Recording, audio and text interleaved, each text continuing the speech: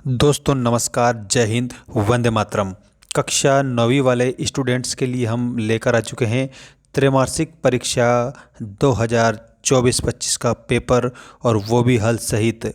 यहाँ पर आप लोगों को हिंदी विषय का पूरा पेपर मैं बताने वाला हूँ। दोस्तों, कक्षा 9वीं वाले सभी स्टूडेंट चैनल को सब्सक्राइब करके रखना और घंटी की बटन को ऑल पर आप रखेंगे ताकि आपको सारी अपडेट मिलती रहे।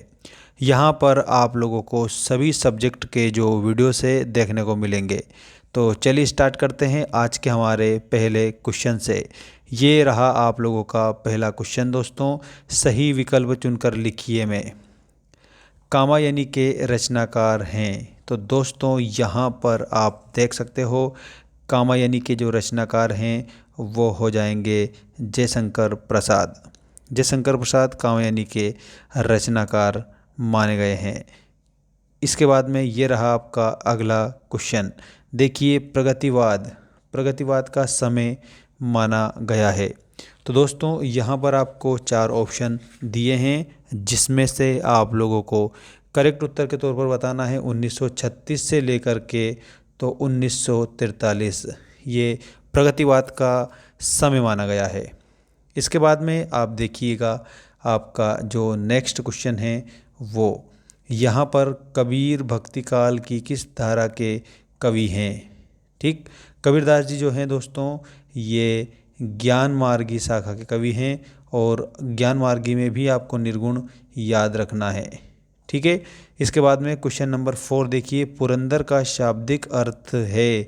तो पुरंदर का जो शाब्दिक अर्थ है वो आप लोगों को बताना है।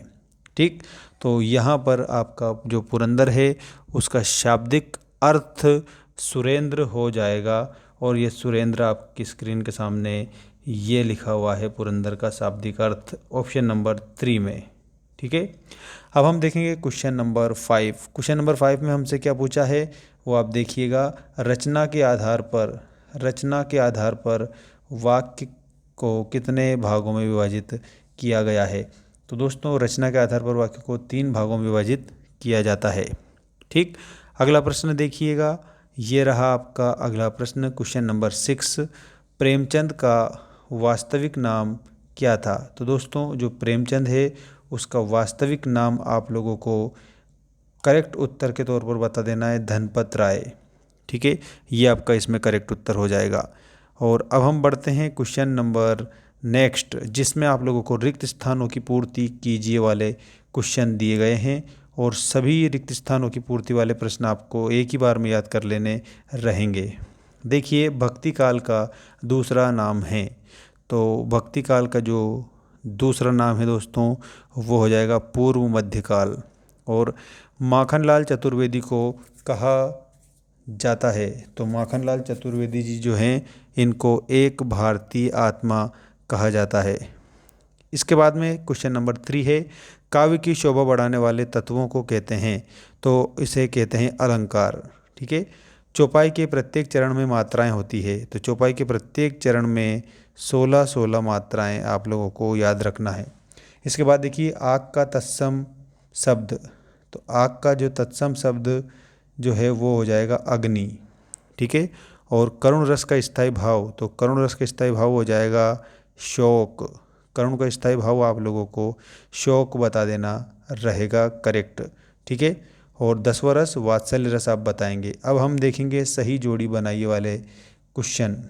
देखेंगे आप सही जोड़ी में सबसे पहले यहाँ पर आपको दिया है गोदान। तो जो गोदान है इसके आगे आप लोगों को क्या लिखना है, इसके आगे आपको मुंशी प्रेमचंद बताना है। इसके बाद घुमक्कड़ शास्त्र। तो जो घुमक्कड़ शास्त्र है उसमें आपको राहुल सांकृत्यायन बताना है। ठीक है। और शब्द शक्ति। तो शब्द शक्ति 3 प्रकार की होती है। हिंदी के व्यंग्यकार। तो यहाँ पर हिंदी के जो व्यंग्यकार हैं इसमें आप लोगों को हरिशंकर परसाई बता देना रहेगा। और इसके अलावा 9-2-11 होना मुहावरे का अर्थ है। तो 9-2-11 होने मुहावरे का अर्थ होता है भाग जाना। ठीक। और रीढ़ की हड्डी। तो इसमें आप लोगों को क्या बताना है, जगदीश चंद्र माथुर बताना रहेगा। ठीक। इसके बाद में हम बढ़ते हैं हमारे अगले क्वेश्चन की ओर, और इसमें क्या दिया है ये आप देख सकते हो। एक शब्द या फिर एक वाक्य में उत्तर दीजिए। एक शब्द एक वाक्य में उत्तर दीजिएगा, ये रहा आपका पहला क्वेश्चन। पहले क्वेश्चन में क्या दिया है ये आप देखिएगा। प्रेमचंद के फटे जूते के रचनाकार का नाम क्या है? तो जो प्रेमचंद जी हैं उनके फटे जूते के रचनाकार का नाम हरिशंकर परसाई हो जाएगा। ठीक है, करेक्ट उत्तर के तौर पर आपको हरिशंकर परसाई बताना है पहले में। गोपाल प्रसाद किसकी शादी करना चाहते थे? तो दोस्तों इसमें आप लोगों को शंकर लिखना रहेगा, वो शंकर की शादी करना चाहते थे। अगला देखिए, मेरे संग की औरतें नामक पाठ की लेखिका कौन है? तो दोस्तों इसमें आप लोगों को मृदुला गर्ग बता देना होगा।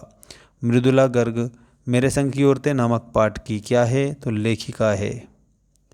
इसके बाद में मृत्यु का तरल दूत किसे कहा गया है? तो बाढ़ के पानी को, बाढ़ के पानी को मृत्यु का तरल दूत कहा गया है। प्रत्यय किसे कहते हैं? तो दोस्तों इसमें आप लोगों को मैं बता देता हूँ, ऐसे शब्दांश जो शब्द के पीछे जुड़कर उसके अर्थ में परिवर्तन कर देते हैं उसे हम प्रत्यय कहते हैं। समास के कितने भेद होते हैं? तो समास के होते हैं 6 भेद। समास के 6 भेद माने गए हैं, आप अच्छे से अब बताएंगे। अब मैं आप लोगों को जो क्वेश्चन बता रहा हूँ वो है आपके सत्य असत्य लिखिए वाले क्वेश्चन।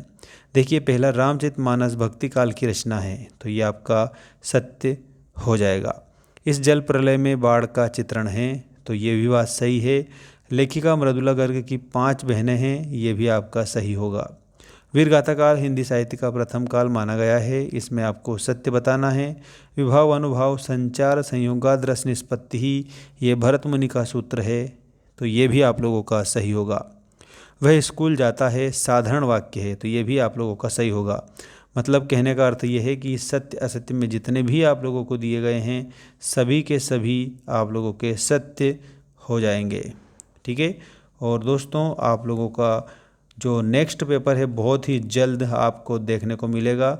यहाँ पर आज हमने त्रैमासिक परीक्षा के लिए हिंदी विषय का इम्पोर्टेंट पेपर बताया है, इसमें से बहुत सारे क्वेश्चन आपको देखने को मिलेंगे आपकी एग्ज़ाम में। तो चैनल को आप सब्सक्राइब जरूर करेंगे, और एप्लीकेशन जो हमारी मेंस एजुकेशन ऐप है